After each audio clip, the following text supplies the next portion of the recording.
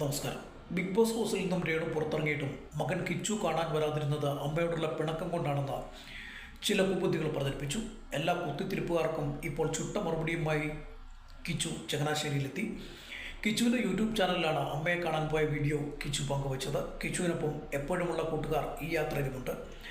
തൻ്റെ മക്കളെ കാണാതെ ഉണ്ടായ വിഷമം ഹൗസിനുള്ളിൽ വെച്ച് രേണു നിരവധി തവണ പറഞ്ഞിരുന്നു.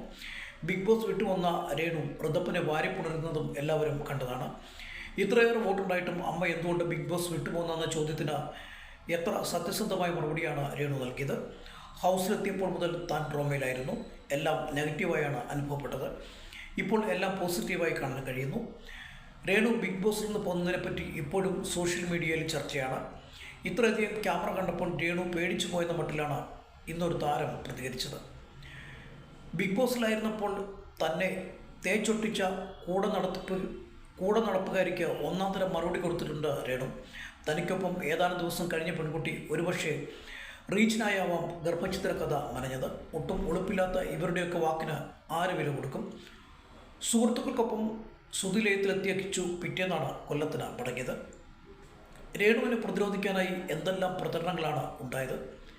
കിച്ചുവിനെ സുതിലയത്തിൽ നിന്നും ഇറക്കി വിട്ടു എന്നുവരെ പ്രചരിപ്പിച്ചു. കിച്ചു രേണുവിനും സുതിക്കും ശല്യമാണെന്നുവരെ ചില എംബോക്കിയുള്ള പ്രചരണങ്ങളുണ്ടായി. എന്നാൽ എത്ര സ്നേഹത്തോടെയാണ് രേണു മക്കൾ ഇരുവരെയും ചേർത്ത് പിടിക്കുന്നത്. ഇത് കണ്ട് കുരുപൊട്ടുന്നവന്മാരാണ് എല്ലാ പ്രശ്നങ്ങൾക്കും കാരണം. അതിനൊപ്പം തുള്ളാൻ കുറേ ബ്ലോഗർമാരും. രേണുവിനെ വിറ്റു തിന്നുന്ന ബ്ലോഗർമാർക്ക് തടയിടണമെങ്കിൽ രേണു സ്വന്തം ചാനലിൽ സജീവമാക്കണമെന്നാണ് ഒരു കാലത്ത് അവരെ വിമർശിച്ചിരുന്ന മൂപ്പനെ പോലെയുള്ളവർ പറയുന്നത്.